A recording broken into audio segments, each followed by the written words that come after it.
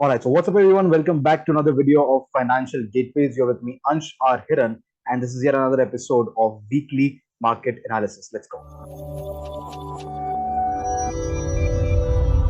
Alright, so Weekly Market Analysis ऐसी series इस channel की जहाँ पर हम हर हफ्ते आकर बताते हैं कि किस तरह से मार्केट ने लास्ट वीक को परफॉर्म किया और नेक्स्ट वीक किस तरह से परफॉर्म कर सकता है, कौन से सेक्टर्स हैं, कौन से स्टॉक्स हैं जो चलने का पोटेंशियल रखते हैं, इन सब की बात हम करते हैं. So let's get started. Alright, so weekly market analysis देखते हैं किस तरह से पिछले हफ्ते मार्केट ने परफॉर्म किया और अगले हफ्ते क्या हो सकता है. वेल, अगर पिछले हफ्ते की बात करें तो हमने जो आपको इंडिकेशंस दी थी कि ओके वॉर भी आ रहा है और अलग अलग ग्लोबल जो सिनेरियोज हैं वो भी कोई अच्छा न्यूज लेकर नहीं आ रहे. और Nifty 50, bank Nifty, mid cap Nifty, अगर इनको देखा जाए तो निफ्टी 50 ने भी मंडे को एक काफी नेगेटिव ओपनिंग दी. बहुत ही बड़ा गैप डाउन ओपनिंग हुआ और गैप डाउन के बाद एक दिन पूरा नेगेटिव रहा. फिर वहां से बॉटम बनाकर अब रिकवरी के साइन दिखा रहा है. जो हमने ट्रेंड लाइन बनाई थी बैंक निफ्टी के अंदर, बैंक निफ्टी उसको एग्जैक्टली फॉलो भी कर रहा है. मैं आपको दिखाऊंगा कैसे. और वहीं पे बॉटम बन रहा है मार्केट का, एक तरह से बॉटम बनता हुआ दिख रहा है और ऊपर जाने की थोड़ी सी रिकवरी की कोशिश मार्केट भी कर रहा है. मिड कैप के अंदर देखें तो मिड कैप भी 0.5% थोड़ा सा ऊपर हुआ है. विक्स इंडिया जो है ऑलमोस्ट उसी रेंज में 10 साढ़े 10 के आसपास है. तो जैसा कि हमने पिछली बार भी कहा था कि मार्केट में कोई अच्छा ट्रेंड दिखाई नहीं दे रहा है. मार्केट स्लो एंड स्टेडी चलेगा, उन रेजिस्टेंस और सपोर्ट्स को फॉलो करते करते चलेगा और उसी तरह से मार्केट अभी चल भी रहा है. अगर बात करें एफ आई डी डेटा की, तो अगर आप ऑप्शंस का डेटा देखेंगे तो जैसा कि पिछली बार था, ऑप्शंस के अंदर ऑप्शन सेलिंग, हैवी सेलिंग देखने को मिल रही है. तो अगर इस हफ्ते की भी बात करें तो पूरे हफ्ते चाहे इंडेक्स के अंदर हो चाहे स्टॉक्स के अंदर हो, अच्छी खासी सेलिंग देखने मिली है. बाइंग तो हुई है तो थोड़ी सी स्टॉक्स में हुई, बट बहुत ही लिमिटेड क्वांटिटी है जिसको आप एक बाइंग की तरह नहीं देख सकते. It's like very normal. अगर आप फ्यूचर्स की भी बात करें तो फ्यूचर्स के अंदर कोई हैवी पोजीशन, कोई बड़ा पैसा पंप नहीं हुआ है एफ आई डी आई के द्वारा. अगर आप देखेंगे तो बहुत ही छोटा, कुछ 1000 करोड़ 200 करोड़ का कोई छोटा मोटा मतलब ट्रांजैक्शन हुआ है, which is not a significant amount. और ये मार्केट में किसी तरह की डायरेक्शन को नहीं दिखाता है. मार्केट अभी भी, जैसे कि ऑप्शन सेलर्स कह रहे हैं, साइडवेज ही रहने वाला है, अगले हफ्ते भी साइडवेज रहने वाला है. और एक रेंज के अंदर चलेगा, उसी रेंज को मार्केट फॉलो करेगा. और अगर याद हो आपको तो हमने ये स्ट्रेटेजी बताई थी कि डिप्स के ऊपर बाय करो, छोटा टारगेट लो और उसको फटाफट सेल कर दो. Buy on dips and sell on rise, उसी स्ट्रैटेजी को हमें अभी अपनाकर चलना है. उसके बाद जब मार्केट ट्रेंड पकड़ेगा तब देखा जाएगा. अगर इंपॉर्टेंट सेक्टर्स की बात करूं तो निफ्टी रियलिटी में 4% का जो है अच्छा खासा स्ट्रॉन्ग मूव आया है. पीएसयू बैंक में 3.5% का नेगेटिव मूव आया. प्राइवेट बैंक्स फ्लैट हैं. Nifty metal, FMCG, energy, auto, commodities, इन सब में इस तरह के मूव्स आए हैं. अब ये मुझे पिछली पिछली बार जो वीडियो हमने अपलोड किया था उसमें कुछ लोगों ने पूछा कि आप ये सेक्टर्स कैसे निकालते हैं. वेल, इसके बारे में आज कुछ बताता हूँ आपको कि मैं सेक्टर्स कैसे निकालता हूँ, कैसे पता चलता है कि ये इंपॉर्टेंट सेक्टर्स हैं, उनकी बात आज करेंगे.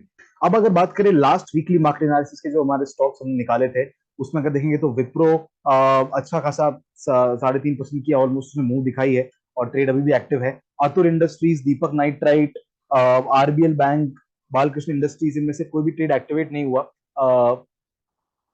दूसरी तरफ अगर H D F C AMC देखें तो वहां पे 6.5% लगभग का मूव हमें देखने मिला है. बैंक ऑफ बड़ौदा में जहां हम ब्रेकआउट एक्सपेक्ट कर रहे थे, बट ब्रेकआउट की जगह पे ब्रेक डाउन हो गया. बट वो ट्राइंगल का जो ब्रेक डाउन हुआ उसको भी शॉर्ट करके ट्रेड लिया जा सकता था. सो वहां पे 4.33% का रैली हमें देखने को मिला है, स्ट्रॉन्ग रैली देखने को मिला है बैंक ऑफ बड़ौदा में. इसके अलावा अगर हम पहले वाले जो ट्रेड्स थे जो पिछले कुछ मार्केट एनालिसिस में हमने दिए थे उनकी बात करें तो एनएमडीसी जो हमारा ट्रेड पहले एक्टिव था उसमें अभी 13% का रिटर्न आया, 13% का मूव आया है. एक्साइड इंडस्ट्रीज में 3.5% का मूव आया है. सिंजीन में ऑलमोस्ट 6% का मूव आया है. इन तीनों का हमने बुक कर दिया.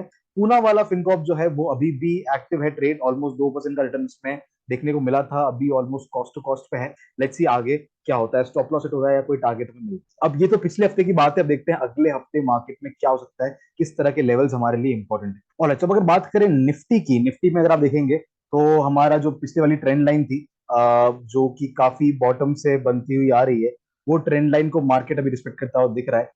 एक थोड़ा सा ब्रेकडाउन हुआ भी था बट फिर से मार्केट ऊपर आया. तो ये जो ट्रेंड लाइन बन रही है जो कि इस बॉटम से बनती हुई आ रही है और स्ट्रेट ऊपर की तरफ यहाँ पर आ रही है, वो एक तरह का सपोर्ट की तरह काम कर सकती है मार्केट के अंदर. तो अगर आप देखें तो एक दो दिन में अगर मार्केट नीचे आता भी है तो इस ट्रेंड लाइन के ऊपर सपोर्ट ले सकता है।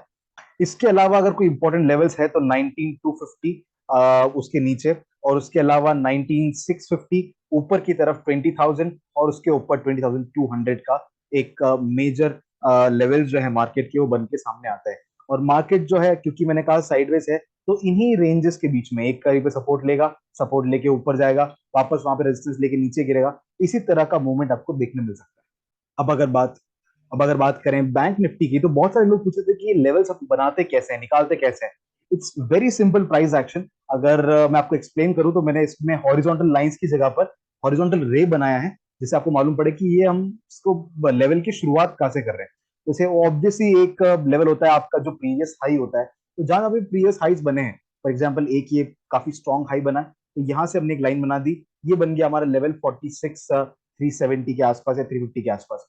दूसरा अगर देखेंगे तो एक अच्छा खासा एक पीक यहाँ पर बना है मार्केट में, तो इस लेवल को हमने ले लिया जो कि है 45,100 के आसपास, जो कि एक राउंड नंबर भी है। 45,000 40,100 एक स्ट्रॉन्ग लेवल बनकर आता है। उसके अलावा अगर आप देखें तो यहाँ पर एक स्ट्रॉन्ग बॉटम बना था, उस बॉटम को मार्केट ने फिर से एक बार रिस्पेक्ट किया, दो बार रिस्पेक्ट किया, तीन बार रिस्पेक्ट किया, यहाँ पर मार्केट कंसोलिडेट किया। तो इसका मतलब क्या है कि ये लेवल इंपॉर्टेंट है, मार्केट इसको रिस्पेक्ट कर रहा है। इसका मतलब 44,700 का जो ये ऑलमोस्ट लेवल है, 44,700 के आसपास का ये लेवल, ये एक स्ट्रॉन्ग सपोर्ट या रेजिस्टेंस की तरह काम करता है। और अगर आप देखेंगे तो मार्केट ने किया क्या, मार्केट ने जो हमारी पहले ड्रॉ की हुई ट्रेंड लाइन थी उसको बॉटम बनाया वहां पर, और अब ऊपर की तरफ जो 44,700 का लेवल था वहां टच करके नीचे गिरना है।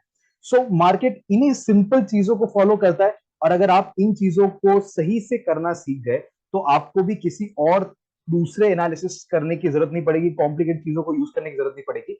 सिंपल प्राइस एक्शन बहुत परफेक्टली काम करता है। अगर आप यहां देखेंगे तो ये हमने एक सप्लाई जोन बना रखा है। इसका मतलब है अगर आप यहां देखेंगे तो बार बार मार्केट यहां पर रिस्पेक्ट करता है, कभी सपोर्ट लेता है, कभी रेजिस्टेंस बनाता है, और ये एक लेवल पे नहीं है, एक जोन में है जहां पर बड़े बड़े विक्स बनते हैं, मतलब रिजेक्शन आता है मार्केट में बॉटम से, राइट। तो इस रीजन से हमने यहाँ पर एक सप्लाई जोन बना रखा है। तो मार्केट या तो इसके ऊपर सपोर्ट लेगा, तोड़ के इसके यहां तक आ सकता है, और फिर वापस ऊपर जा सकता है। तो इसी तरह का एनालिसिस है, वही सिंपल कॉन्सेप्ट हम यूज करते हैं, और इसी को यूज करके हम ट्रेड भी करते हैं। So it's very simple, and I hope आपको ये चीजें समझ में आ रही है। अब आप लोगों ने जो सवाल किया था कि आप ये सेक्टर्स को कैसे एनालाइज करते हैं, कैसे देखते हैं कि मार्केट में कौन सेक्टर चल सकता है, कौन सा नहीं चल सकता है, तो उसका देखिए सिंपल सा जवाब है, हम हर एक सेक्टर को देखते हैं। जैसे मैंने यहाँ पर निफ्टी एफएमसीजी लगा रखा है, अगर आप यहाँ देखेंगे तो काफी टाइम से कंसोलिडेट कर रहा था, और अगर कंसोलिडेशन अगर आप देखें तो एक तरह का डबल बॉटम फॉर्मेशन हो रहा था। डबल बॉटम के साथ साथ ये 20 मूविंग एवरेज के पास भी आया था, मतलब यहाँ पर सपोर्ट लेने के चांसेस थे। इसी के साथ साथ अगर आप देखेंगे तो आरएसआई भी इसका 60 के पास सपोर्ट लेकर ऊपर जाने की कोशिश कर रहा था। तो ये सब चीजें बता रही थी कि ये एफएमसीजी सेक्टर जो है यहाँ पर सपोर्ट ले सकता है और उसके ऊपर जाने की पॉसिबिलिटी। चलिए मैं आपको एक एग्जांपल और देता हूँ। अब ये मैंने लगाया है निफ्टी फार्मा, तो यहाँ पर अगर आप देखेंगे तो कंसोलिडेशन अभी चल रहा है, अभी कोई ब्रेकआउट की साइन नहीं है, यहाँ पर कोई ब्रेकडाउन के साइन नहीं है, कोई मेजर सपोर्ट के ऊपर ये आया नहीं है। तो अब इससे क्या पता चलता है, इससे ये पता चलता है कि अभी तक कोई बड़ा मूव आने के कोई सिग्नल्स नहीं आ रहे। सिग्नल्स नहीं आ रहे हैं तो इसको हम अवॉइड भी कर सकते हैं। दूसरी तरफ अगर आप मेटल सेक्टर की बात करेंगे तो मेटल सेक्टर काफी अच्छे से भागा है, उसके बाद में अब ये 20 मूविंग एवरेज के पास में आकर एक ग्रीन कैंडल बना रहा है। तो ये बताता है कि अब यहाँ पर सपोर्ट हो सकता है, मेटल यहाँ से भाग सकते हैं। तो इस तरह के कुछ छोटे छोटे एनालिसिस करके बेसिक प्राइस एक्शंस को देखकर आप पता लगा सकते हैं कि ओके, कौन सा सेक्टर चल सकता है, कौन सा नहीं चल सकता, कहां पर चलने की पॉसिबिलिटी है। जैसे कमोडिटीज के अंदर ये आया है 20 मूविंग एवरेज के पास में सपोर्ट लेने, और यहाँ पर आरएसआई के ऊपर भी सपोर्ट लिया है, तो कमोडिटीज में पोटेंशियल दिखता है। Alright, so let's talk about your favorite segment of this entire series, जहां पर हम बात करते हैं कि अगले हफ्ते कौन सा स्टॉक चलने का पोटेंशियल रखते हैं। तो the first stock that we have for you is Sonacom. अब ये फ्यूचर्स का स्टॉक तो नहीं है, लेकिन अगर आप देखेंगे तो यहाँ पर 20 मूविंग एवरेज के ऊपर वीकली चार्ट के ऊपर ये सपोर्ट लेने की कोशिश कर रहा है। अगर आप डेली चार्ट देखेंगे तो डबल बॉटम टाइप का फॉर्मेशन बनाने की कोशिश कर रहा है। साथ ही साथ अगर आप उसका आरएसआई देखेंगे तो आरएसआई जो पहले 40 के नीचे था अब 40 के ऊपर आया है, यहाँ पर एक रेंज शिफ्ट भी देखने को मिल सकता है। तो अगर वो हुआ और ये इसका जो नेकलाइन है वो क्रॉस होता है 563 564 के ऊपर, तो ये एक ऊपर जाने का अच्छा खासा पोटेंशियल लेकर आता है। Next order we have for you is sell, यानी कि स्टील अथॉरिटी ऑफ इंडिया। अगर आप देखेंगे तो सेल ने पहले भी 20 मूविंग एवरेज के ऊपर सपोर्ट नहीं लिया, एक कैंडल नीचे जाने के बाद सपोर्ट लेकर ऊपर गए। एंड सेम केस अभी भी हो रहा है, एक कैंडल नीचे क्लोज हुई है, उसके बाद अब ऊपर जाने की ट्राई करेगा। तो अगर सेल का ये हाई जो है वो ब्रेक होता है इस वीकली कैंडल का, तो ऊपर की तरफ अच्छा खासा पोटेंशियल दिखता है सेल में। एंड स्टॉप लॉस थोड़ा बड़ा है, तो उसे थोड़ा ध्यान से थोड़ा सा तरीके से ट्रेड करना पड़ेगा, but let's see what happens. Next order we have for you is Ashok Leyland. अगर आपको याद हो तो अशोक लेलैंड में मैं ट्रेड लेने का सोच रहा था when it was taking support on 23% retracement, but वहां से ये नीचे की तरफ आ गया और now it is taking support on 38% retracement, और ये सपोर्ट ऑलमोस्ट कंफर्म भी हो चुका है, यहाँ से अच्छा खासा ऊपर भाग भी चुका है। अगर आप देखेंगे तो वीकली कैंडल के ऊपर देखेंगे तो वीकली कैंडल 20 मूविंग एवरेज के ऊपर सपोर्ट ले रही है और वहां पर एक पॉजिटिव कैंडल बनाया है। तो अगर ये इस ग्रीन कैंडल का हाई क्रॉस होता है तो अशोक लेलैंड एक अच्छा पिक हो सकता है, अच्छा पोटेंशियल है इसके अंदर ऊपर जाने का।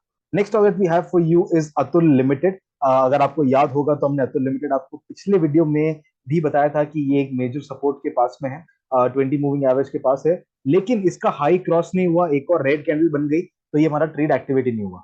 अब फिर से उसी लेवल पे है, और अगर ये इसका वीकली कैंडल का हाई क्रॉस करता है अतुल लिमिटेड, तो ये कंसोलिडेशन वाले फेज को भी क्रॉस कर लेगा और उसके बाद में एक ऊपर की तरफ मूव दिखाने का पोटेंशियल ये स्टॉक रखता है। Next order we have for you is L I C. L I C आई जो स्टॉक है अभी अगर आप देखेंगे तो ये 20 मूविंग एवरेज के ऊपर आया है और यहाँ पर डबल बॉटम बनाने की कोशिश कर रहा है, तो एक अच्छा ट्रेड यहाँ पर भी एल आई सी में पोटेंशियल है कि ये हल्का सा ऊपर की तरफ जाए। बट अगर आप यहाँ देखेंगे तो एल आई सी का जो ओवरऑल ट्रेंड है, एल आई सी का ओवरऑल ट्रेंड डाउन ट्रेंड है। अगर आप देखेंगे तो यहाँ पर लोअर हाई लोअर लोज कंटिन्यूसली बनते आ रहे हैं, तो कोई बहुत बड़ा टारगेट लेने की कोशिश नहीं करेंगे, छोटा सा टारगेट जहां पे मिल जाए उसको फटाफट बुक करके एलआईसी से निकलने की कोशिश करेंगे, क्योंकि ये एक डाउनवर्ड ट्रेंडिंग स्टॉक है। Next stock that we have for you is Engineers India Limited. अगर आपको याद हो तो इंजीनियर्स इंडिया लिमिटेड के इस ट्राइंगल को, ये जो ट्राइंगल बन रहा था, इसको हमने ट्रेड किया था, एक अच्छा खासा रिटर्न हमने कमाया था। इसके बाद में अब जब ये अच्छा खासा रिट्रेस हो चुका है, अच्छे खासे करेक्शन इसमें आ चुका है, तो ये 20 मूविंग एवरेज के पास में आके एक डोजी कैंडल बना रहा है, राइट। और ये डोजी कैंडल बताती है कि यहाँ पर सपोर्ट ले रहा है मार्केट, साथ में अगर देखेंगे तो डबल बॉटम बनाने की कोशिश कर रहा है, यहाँ पर एक रेंज शिफ्ट करने की कोशिश कर रहा है आरएसआई के ऊपर। ये सारी चीजें बताती है कि अब इंजीनियर्स इंडिया लिमिटेड में अच्छा खासा अपसाइड पोटेंशियल है। तो अगर ये 20 मूविंग एवरेज क्रॉस होता है तो मैं इसको डेफिनेटली ट्रेड करने का सोच सकता हूँ। Engineers India Limited would be a great pick for the next week. And the last order we have for you today is Grasim Industries. अगर आप देखेंगे तो ग्रासिम इंडस्ट्रीज में एक अच्छा खासा रिट्रेसमेंट आया है, यहाँ पे रिट्रेसमेंट ने 50% के ऊपर एक अच्छा खासा सपोर्ट लिया है, सपोर्ट कंफर्म हुआ है, उसके बाद काफी अच्छा भाग भी चुका है ये। लेकिन अब जो है, जो हमारा प्रीवियस हाई था ग्रासिम इंडस्ट्रीज का, let me just remove this, okay, तो ये जो प्रीवियस हाई जो था इसको ब्रेकआउट मिला है, और ब्रेकआउट के बाद में यहाँ पर सपोर्ट यानी कि चेंज इन पोलैरिटी हो रहा है, तो एक छोटा सा सपोर्ट के ऊपर ट्रेड है। अगर इसका हाई क्रॉस होता है तो इसको ऊपर की तरफ बाय कर सकते हैं। अगर आप देखेंगे वॉल्यूम में, तो वॉल्यूम ग्रीन कैंडल्स का बहुत हाई है, ये जो सेलिंग हुई है बहुत छोटी सी हुई है, तो कोई अच्छा मतलब कोई स्ट्रॉन्ग सेलिंग प्रेशर नहीं है स्टॉक के ऊपर, और छोटा सा सपोर्ट है जिसको लेकर ये ऊपर जाने का पोटेंशियल रखता है। अगर आप देखेंगे तो आरएसआई भी 60 के ऊपर सपोर्ट ले सकता है अगर ये कंफर्म होता है तो ये सब चीजें दिखाती है कि ग्रासिम इंडस्ट्रीज अच्छा ऊपर की तरफ जाने का पोटेंशियल रखता है for the coming week. So that's all for this weekly market analysis. आपके जो भी क्वेश्चंस थे मैंने उनको आंसर करने की कोशिश की है, साथ ही साथ देखा कि मार्केट में अभी कोई खास ट्रेंड नहीं है, मार्केट अभी उन लेवल्स को फॉलो करता हुआ ही दिखेगा, तो कोई भी लंबा ट्रेड लेने की जरूरत नहीं है। सिंपल है कि बॉटम के ऊपर बाय करना है, टॉप के ऊपर सेल करना है, इसी स्ट्रैटेजी को अभी के लिए फॉलो करके चलेंगे तो मार्केट में अच्छा पैसा आप बना पाएंगे। और भी आपको जो भी क्वेश्चंस है किसी भी स्ट्रैटेजी को लेके, किसी सेटअप को लेके, किसी स्टॉक को लेकर, तो आप डेफिनेटली कमेंट सेक्शन में पूछ सकते हैं और I will definitely try to answer them all, या तो कमेंट्स में या अगले वीडियो में। इसी के साथ साथ अगर आपको ये सीरीज पसंद आ रही है please let me know in the comment section below, और क्या हम नया आपके लिए कर सकते हैं बताइए हमें। एंड या I will see you in the next video, till then keep learning and keep trading. Thank you so much.